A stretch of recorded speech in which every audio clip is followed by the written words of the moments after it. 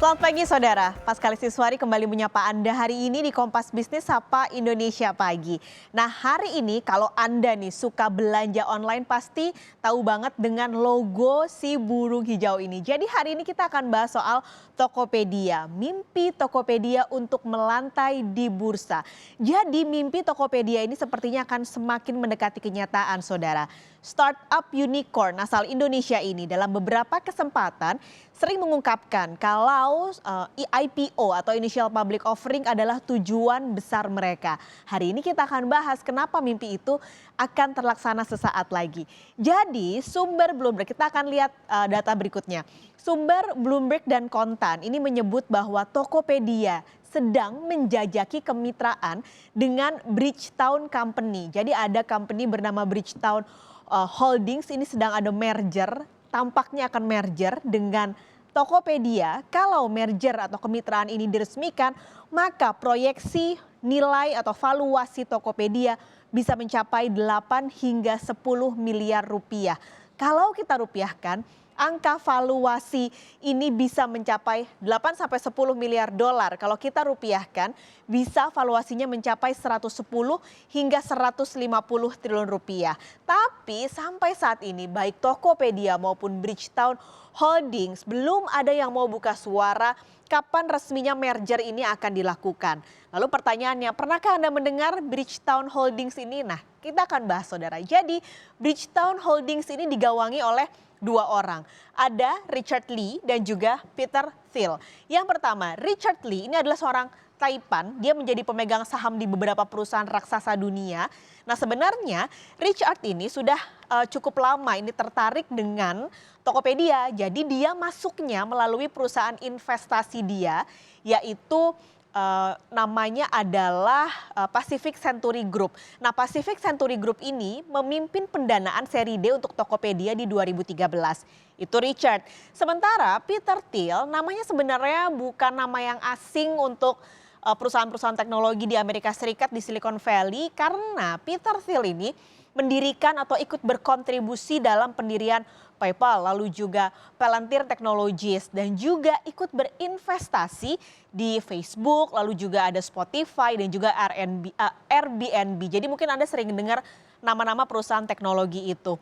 Nah dari dua orang ini, Bridgetown Holdings ini adalah perusahaan investasi di Hong Kong.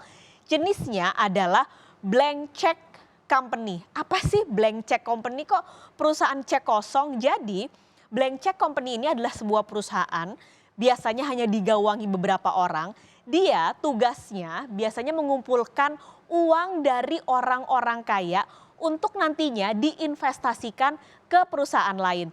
Jadi kalau Anda nonton startup, ya ini kayak semacam perusahaannya Pak Han gitu. Jadi memang dasarnya hanya kepercayaan. Karena dua orang ini dianggap sukses, dianggap mumpuni berinvestasi dan memilih perusahaan yang oke untuk invest, maka banyak orang-orang kaya akhirnya mau nyimpen nih di perusahaannya dia. Itu namanya Blank Check Company. Bahkan biasanya Blank Check Company ini nggak punya bisnis model. Jadi benar-benar atas dasar kepercayaan uang orang kaya ditaruh di mereka, lalu mereka putar. Ditaruh diinvestasikan ke perusahaan-perusahaan startup biasanya.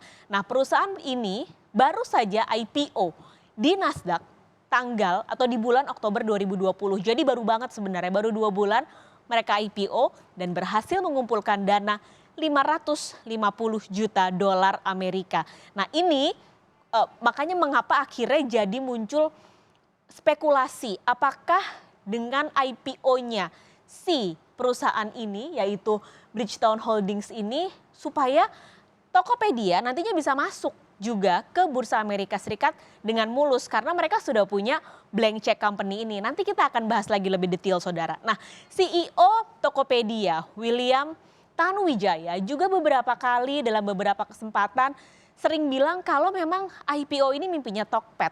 Gimana jadi perusahaan publik, perusahaan terbuka bahwa nantinya tercatat di saham adalah mimpi Tokopedia. Saya kutip sedikit dari pernyataan William ketika berbicara di Tech in Asia Conference 2019, berarti tahun lalu, dia bilang kalau semua berjalan seperti yang direncanakan, tahun depan, berarti tahun ini 2020, EBITDA kami pasti akan positif. Jadi kami akan berencana untuk pre-IPO dan go public. Ini dia ngomong 2019, semakin memperjelas berarti memang 2020 ini mimpi dan realisasi dari keinginan untuk IPO akan semakin dekat.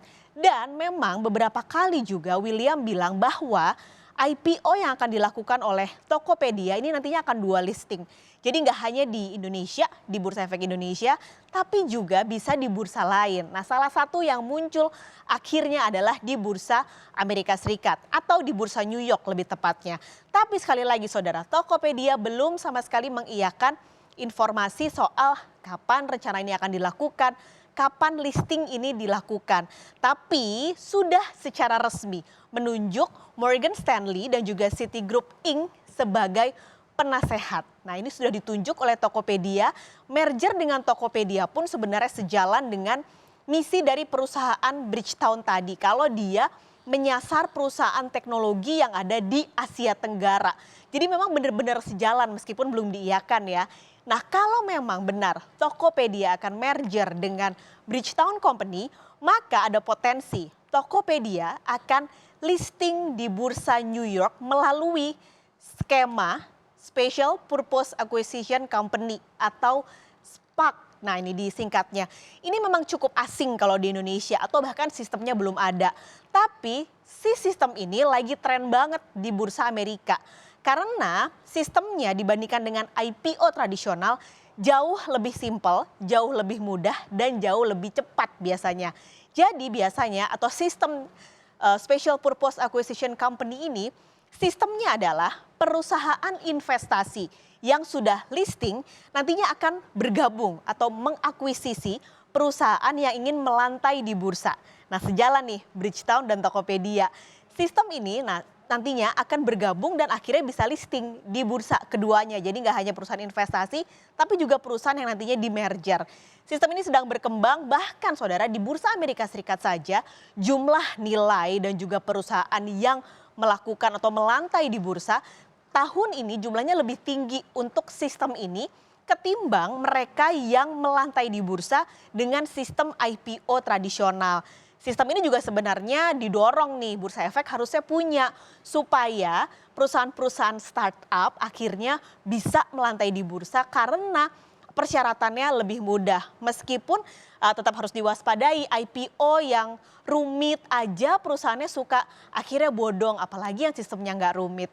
Nah, yang terakhir nih, dengan investasi ini kalau melihat dari siapa saja sih yang ada di belakang Tokopedia, jadi ini adalah investasi di 3 tahun terakhir yang dilakukan untuk Tokped. Dengan investasi ini, SoftBank punya saham terbesar di Tokped 33,9%, masuk dari berbagai entitas, sementara Alibaba memegang posisi kedua 28,3%, Temasek 3,3%, Google 1,6%. Jadi kalau melihat juga sebenarnya dari pergerakan jumlah pengunjung Tokopedia dia sempat turun sebenarnya dari kuartal 2 2019 ke kuartal 3. Tapi pandemi ini mendapat keuntungan. Apalagi konsumen digital Indonesia jumlahnya semakin meningkat di tahun ini. Tahun lalu 119 juta, tahun ini proyeksinya ada di angka 137 juta pengunjung. Dengan jumlah pengunjung dan potensi pengunjung digital yang semakin besar juga, Tokopedia listing tentu akan baik dan siapa tahu mimpi dual listing akan terjadi dan bisa jadi pintu masuk juga untuk startup lain di Indonesia bisa melantai di bursa. Mari kita harapkan. Nah, kita